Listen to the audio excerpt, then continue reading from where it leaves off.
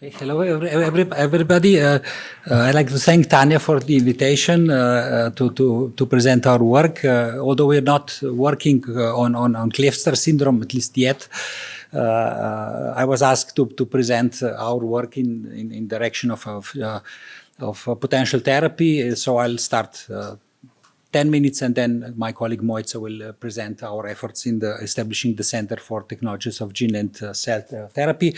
So let me first just present our department, our research. So we are covering really the broad range from atoms to the animals. We have the expertise from molecular modeling, structural biology, including structural determination using cryo-electron microscopy, to different biophysical techniques, cell biology, molecular biology techniques, to the animal experiment, animal house at the institute, so which allows us really to cover the broad range of preclinical research. So the main activities that we had are in synthetic biology and immunology. In synthetic biology, we recently shifted our efforts towards the mammalian cell synthetic biology.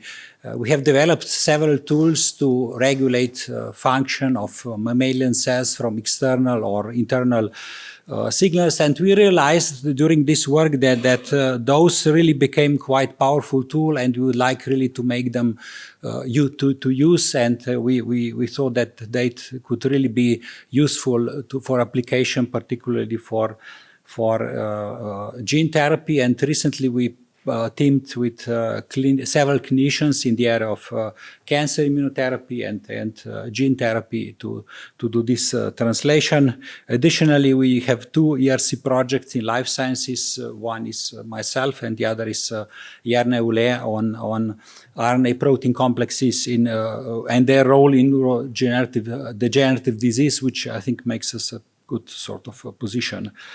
But the main motivation is really that I think we really now live in very exciting time at least for life sciences. We heard a lot about whole genome sequences, so I don't need to talk about this. But also in the area of structure of biomolecules with the use of machine learning technologies, now we are really able to make quite accurate models of almost all natural proteins. And not just this, we are able to design completely new proteins that I'm sure will really have a very strong effect on therapies in the future. Next really powerful tool established in the last decade is genome repair tools, which allow us to really focus on a defined region in the sequence, and also repair the basic underlying genetic defects. So I already mentioned various synthetic biology tools, and they are already making their progress towards the clinic. And this really allows us a personalized approach to the medicine. So now we, in addition to the small molecules and biological drugs as the two pillars of pharmacological therapies, cell and gene therapies are really now establishing a very powerful third pillar, which of course we are aware of it, is also very, very, very expensive. So let me go through the potential options for therapeutic diseases and our efforts in this direction. So the main options are replacement gene therapy. I think you probably heard already yesterday by Hans about those options. Then genome editing, as already alluded in connection with CRISPR, inactivation of dominant negative gene. In this case, I'm sort of not showing it in black because it's not really relevant for Kleefstra syndrome, and upregulation of healthy allele. So gene replacement therapy is probably the most active area of gene therapy nowadays, where we are providing an additional copy of healthy wild type gene, which is typically delivered by adeno-associated virus. Several of the therapies have already been approved, but many more are still now in progress. In clinical trials, there are, of course, several caveats. So the duration of the effect is questionable. It seems that perhaps the effect is waning during time, but there are some alternative vectors that are being developed. The second approach that I mentioned is genome editing, where we are mainly using designable proteins that are able to bind to the defined sequence, zinc finger cells, but most attractive is certainly Cas9 based CRISPR editing as a molecular scissors that allow us to cut the DNA at precise site. But there are many options, many flavors of CRISPR based editing, which allow the translation to the clinic, and indeed, there are more than 100 ongoing clinical trials using this type of technologies. But if we look at the spectrum of, can we see it? We can't see it here. Let me just see I can show the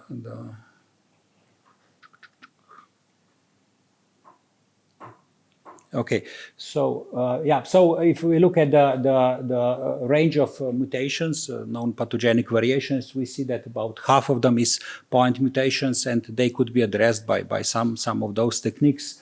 Deletions also to some degree, but as I mentioned, there are several options. One very particular, probably the least invasive option is to use catalytically inactive Cas9, which is fused to the cytosine or deaminase, which enable mutation of single base pair without of cleaving DNA, which is really the sort of causing potential problems. So up to now, there have been two possible transitions that could be mutated, but just a few days ago there was a paper appeared showing that also the mutation of G to any of the pyrimidines could also be possible. So this is the type of therapy that's already being applied. It has been successfully applied to sickle cell disease, and so that's again probably the most effective. And then quite interesting development occurred in 2019, prime editing from the David Liu's lab, which allows us to correct other, in principle, any type of point mutations, small deletions and insertions without of causing double-stranded DNA break, so cleaving just a single strand by nickase. And in this direction, we also have some efforts. So we have introduced an upgraded version of prime editing, which seems to have slightly higher efficiency. So the efficiency of prime editing is also one of the problems, as well as its delivery into the single viral vector. An additional approach is to use small synthetic nucleotides, antisense oligonucleotides, which allow us to either degrade target selected transcript with using RNA interference, or to via binding to a defined site interfere with some other processes such as splicing. And this type of therapy is effective because it's probably, I would say, perhaps the safest, because it doesn't, it's able to tune the amount of modifications in therapy in contrast to viral vectors, which sort of remain there for a long time. A couple of therapies have been already approved based on antisense oligonucleotides. So two of them I'll highlight here is nusinersen for spinal muscular atrophy.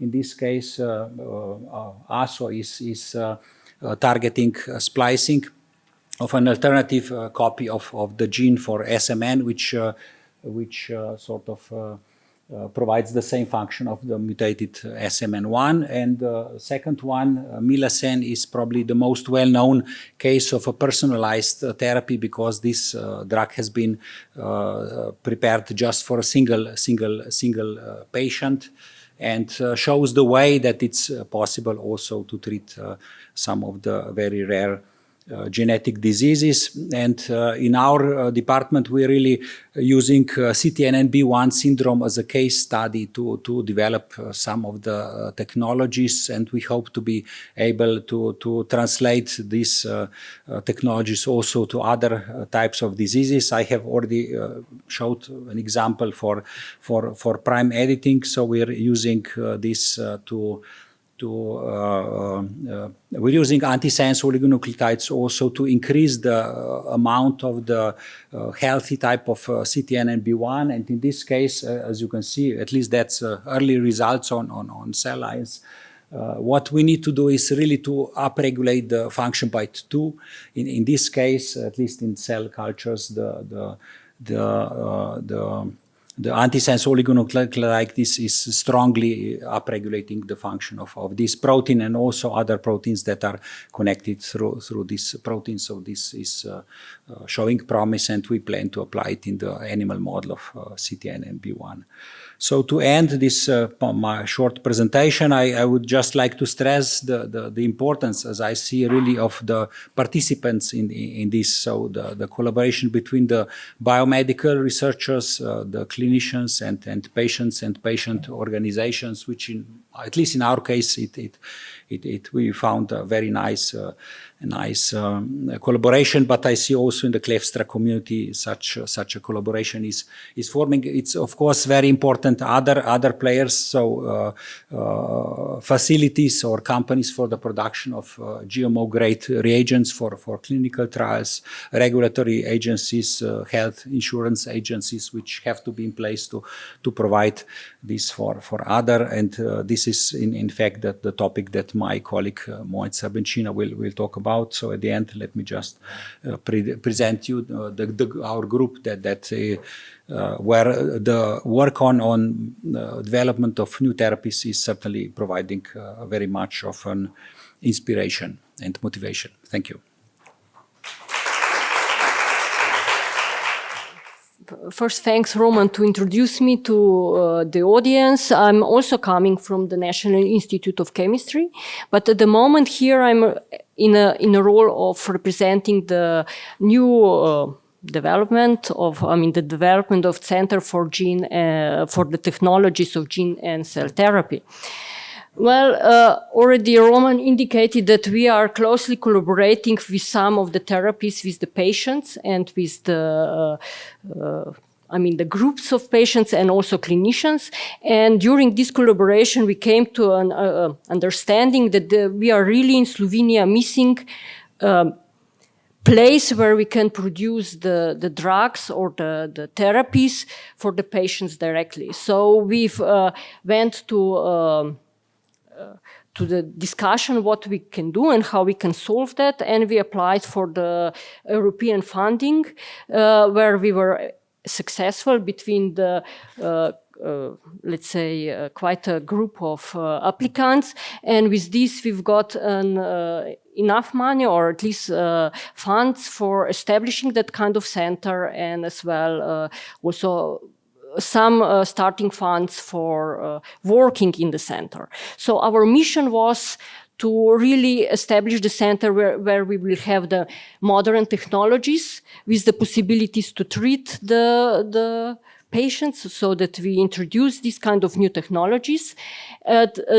So with this high motivation for the introducing new technologies and prepare the innovative drugs. And the first aim was to provide the Slovenian patients and clinicians with the access to these drugs. Now, we all know that the development of the drugs and also preparation of drugs is not a cheap effort. So with this, we give an option for the patients to get to the drug a bit cheaper, and at the same time really provide the platform also for the let's say clinicians and the researchers to work together to that kind of achieving that goal.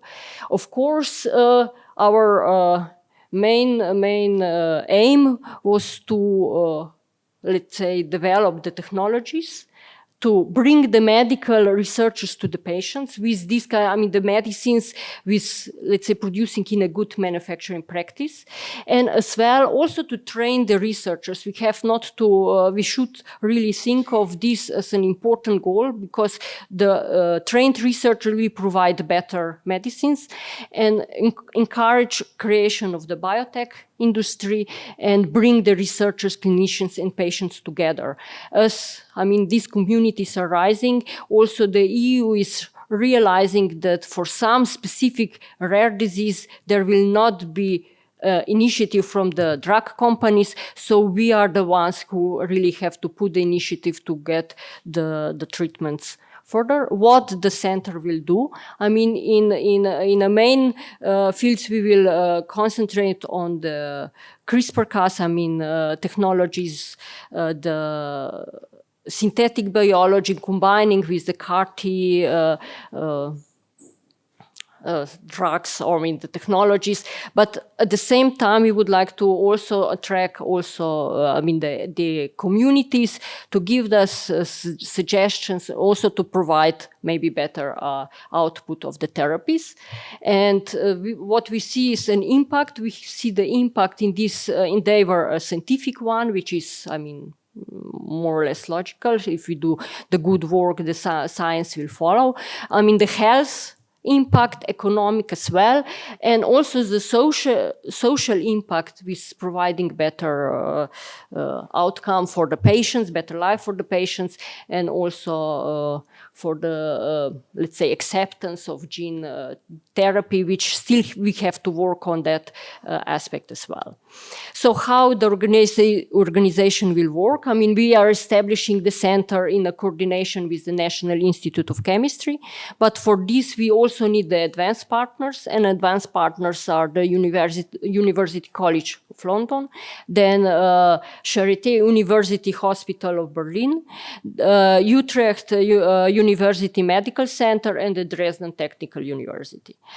What we are planning, it's about 1,400 square meters of the new research infrastructure, which will be really linked to the institute, and at the same time that will be the private non-profit research organization with the public interest status.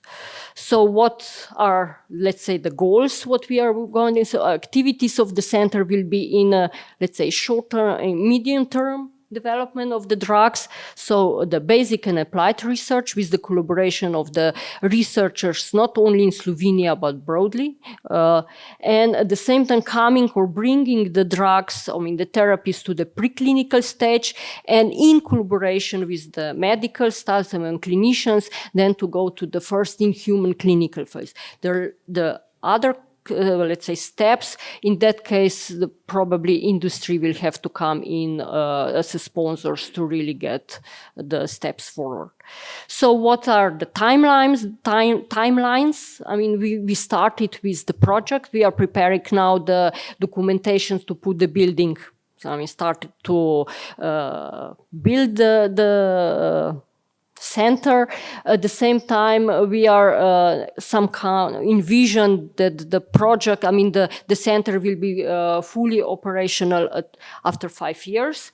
But with this, we don't say that we will not be developing the technologies already now. I mean, we are already started, as Roman indicated, we do that work. So in this respect, the research is already going on that. This is the team behind the project. We are quite many.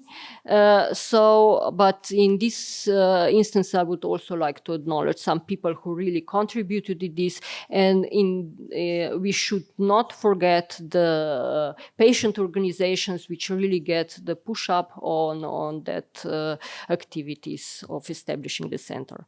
So that's my, let's say, summary of what we are what's currently going on in Slovenia, and hopefully in 5 years we will be the one helping also the patients with the therapies. Thank you, Mojca.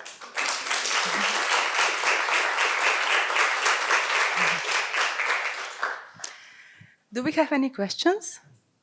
Well, it's really brilliant that you have the opportunity to create such an institution, very important for the, well, thousands perhaps of rare disorders we need to tackle. Which are the ones you're focusing on? Is that, or starting off with, is it indeed beta-catenin and CAR T cells, or is Kleefstra syndrome number 3 on the list? Well, already Roman indicated that we had to start somewhere, and since we had very close collaborations with the CTNB1 syndrome, so beta-catenin deficiency, we really are learning from this. So that's the one step. And at the same time, we have very good collaboration with the clinicians, with hematologists in Slovenia. So the CAR-T is also one which is in a parallel development. But then, I mean, probably Roman can add as well, we are forming that kind of medical board who will really go through the different rare disease let's say, via, let's say, genome analysis and see which one are really appropriate for that kind of therapies we are developing, and then we'll get the list and also see how we get finances for that as well. It's very interesting. And as I showed yesterday, we are also working on gene enhancement the same way as you envisaged, and we'd love to collaborate. I mean, Roman might add something. What we would really like to do is to create a pipeline, because there are so many different approaches, and not just for disease, but even for each mutation, we would like to have sort of automated way, what would be the best way to treat such a disease. But as I also indicated, this triangle, I think, is really essential. After all, patients also provide the motivation, but also, unfortunately, they have to provide organizations some funding. Because if we see a way that we could develop a drug that could then be translated towards clinic, and that there are some clinicians that are eager to adopt, then I think we could add to this, contribute to this. So Kleefstra, certainly we have looked at it, and but we don't want to be overwhelmed, but by hundreds of ways. So we're starting one by one. I have one question. I come from the Clinical Institute of Genomic Medicine, and I'm seeing patients every day. So from Slovenia. So at our institute, we make rare disease diagnoses each day, so one per day at least. And I wonder, what should I tell the parents of the patients that are asking now about therapies? When and how could they be involved with their gene? Thank you. Well, Roman, you will address the question. Yeah, as I indicated, I think we would be overwhelmed if each of those would contact us. So perhaps I think it's better that we demonstrate it, have a sort of success story, and perhaps select those cases. I mean, that's something that perhaps we could, or we should work together to identify cases where they are easier. I think it's good to start with something that's perhaps easier. But on the other hand, we also need clinicians that are eager to use it. And of course, I mean, CTNB1 is the reason is that everything came together. So we are feeling all of those things. It's not the easiest case. I think it would be better to select an easier one. But I think, but if you have some ideas, of course, we are also being contacted. But lots of parents, and we're looking at each. We respond to each of the case, but then not now yet. But we have to wait at least a couple of years until the building, everything, equipment is ready, and then perhaps we can start a bit more. I mean, maybe I can add. I mean, the center envisioned in the center is also the medical board, and the medical board will be the entity who will really select the diseases. In the medical board, I expect there will be clinicians, I mean also geneticists and hematologists. So we will find a group of skilled, I mean the experts in the field, to really decide which are the diseases which they suggest that we should work on, and then we'll, with our knowledge, decide, I mean, see if we can really approach that or not.